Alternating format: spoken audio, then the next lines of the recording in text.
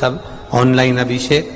अब की बार 2 अभिषेक रहेंगे, एक सावन की शिवरात्रि का रहेगा और एक अधिक मास भी जो 3 साल में पड़ता है उसकी भी शिवरात्रि का रहेगा। 2 अभिषेक ऑनलाइन पड़ जाएंगे अब की बार, एक सावन की शिवरात्रि का और एक अधिक मास की शिवरात्रि का, क्योंकि अधिक मास की शिवरात्रि का एक बहुत अच्छा नियम है, अगर बना सको तो करिएगा।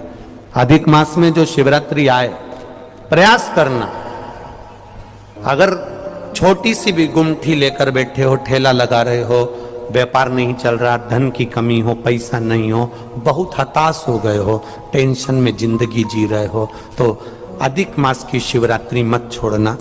5 दिए अधिक मास की शिवरात्रि पर जरूर लगाना। पहला शंकर मंदिर के द्वार पर, मतलब शिव मंदिर के बाहर। दूसरा बेलपत्री के वृक्ष के नीचे। तीसरा आंवले के वृक्ष के नीचे। चौथा नदी का घाट या कुएं का घाट या तालाब का घाट या सरोवर का घाट या आपके घर में कोई पानी का हंडा हो उसके पास में। और 5वां अपने दरवाजे की चौखट पर राइट हैंड में दिया अवश्य लगाएं। ये अधिक मास की शिवरात्रि पर जरूर करना। जिंदगी में कितना भी धक्का खा रहे हो गए, भगवान हाथ पकड़कर खींचकर बाहर कर ही देगा। शिव तत्व को जानो। अभी क्या चल रहा है? सावन। हमने पहले कथाओं में कहा, आप लोगों ने स्मरण में रखा होगा, सब्सक्राइब बालाजी के भजन। 12 महीने शंकर जी को 1 लोटा जल चढ़ाओ, पर सावन के महीने में शंकर जी को जम के बोलो जरा, 2 लोटा जल चढ़ाओ। इस पुष्कर की ब्रह्मा शिव महापुराण की कथा का स्मरण करिएगा, थोड़ा सा ध्यान दीजिएगा। जैसे ये शिवलिंग है, ये जलाधारी है, ये यहां से जल नीचे जा रहा है। जलाधारी का जो मुख होता है वो उत्तर की ओर हो जाता है, ठीक है, समझिएगा जरा। अब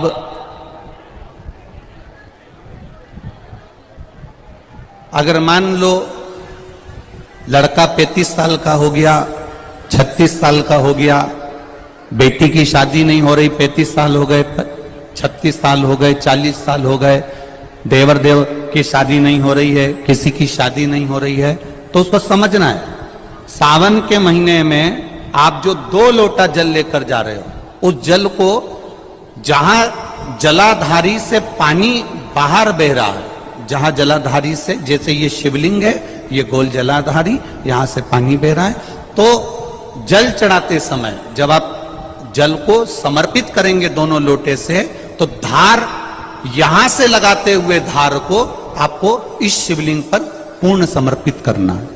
कहां से चालू करेंगे? ये जलाधारी जो बनी हुई है अशोक सुंदरी का स्थान। किसके स्थान से? अशोक सुंदरी के स्थान से। अगर लड़के की शादी, लड़की की शादी ना हो रही हो, 35 साल, 40 साल, 42 साल के हो गए, विवाह का कोई योग ही नहीं बन रहा, 28 साल, 30 साल हो गए, बहुत प्रयास कर लिए, तो एक सावन के महीने का नियम, 2 लोटे जल लेकर देवाधिदेव महादेव के सामने जाइए। यहां अशोक सुंदरी वाली जगह से दोनों धार एक साथ चढ़ाना प्रारंभ करिए और करते करते वो धार शंकर भगवान के शिवलिंग पर ले जाकर छोड़ दीजिए। ये सावन के महीने के अगर आपने मात्र 7 दिन भी लगातार अगर ये धार आपने चढ़ा ली है, तो देवाधिदेव महादेव की कृपा से 3-4 महीने में सूचना आपको प्राप्त हो ही जाती है। 12 महीने 1 लोटा जल चढ़ाइए, संपूर्ण 12 महीना 1 लोटा जल चढ़ाओ। पर जब सावन का महीना आए तो अपने हाथ में 2 लोटे होना चाहिए। भले 1 लोटे के ऊपर दूसरा लोटा रख के लेके जाओ, मंदिर में जाओ, अंदर पहुंच जाओ, दोनों लोटों को हाथ में ले और दोनों की धार एक साथ मेरे देवाधिदेव महादेव को समर्पित करो। दोनों की धार अशोक सुंदरी वाली जगह से जल चढ़ाया जाए सावन में, वो विवाह के लिए है। लग रहा है कोई बीमारी अपने शरीर में आने वाली है, डॉक्टर को दिखाने जाऊंगी, कोई तकलीफ बड़ी आने वाली है, कोई बड़ा रोग इस शरीर में ना आए, तो श्रावण के महीने में 3 जगह पर बेलपत्र, एक अशोक सुंदरी वाली जगह पर जिसकी डंडी का मुख जहां से पानी बहता है वहां रहे, बहुत ध्यान से सुनना। दूसरी बेलपत्र माता पार्वती जी का हस्त कमल जो जलाधारी है वहां, उसका डंडी का मुख अपनी ओर। तीसरी बेलपत्र शिवलिंग के ऊपर जिसका डंडी का मुख तुम जहां बैठे हो उससे ठीक विपरीत हो। अगर आप यहां बैठे हो तो डंडी का मुख उधर हो, आप यहां बैठे हो तो डंडी का मुख उधर हो, अपने विपरीत में डंडी का मुख हो।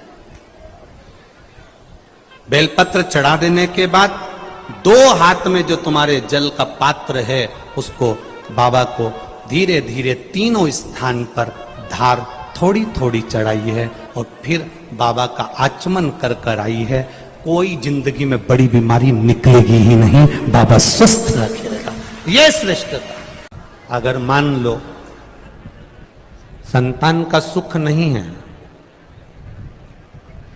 संतान का सुख नहीं है, 20 साल हो गए, 25 साल हो गए, 30 साल हो गए,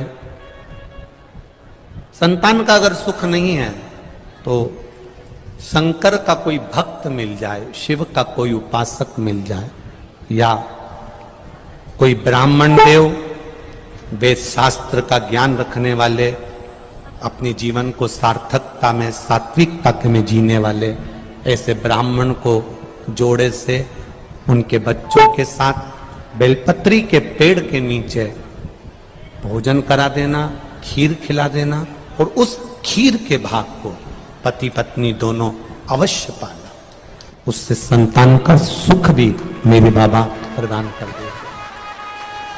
सफेद आंकड़े की जड़ का प्रयोग करो, तुम रुका जी वाला, और साथ में ये भी प्रयास करो। देव ऋषि नारद ने 3 सूत्र भगवान शंकर को प्राप्त करने के बताए। जरा बहुत ध्यान से सुनना। देव ऋषि नारद ने 3 सूत्र भगवान शंकर को प्राप्त करने के बताए। पहला, शिवालय तक जाइए, शंकर को रिझाने का प्रयास करिए।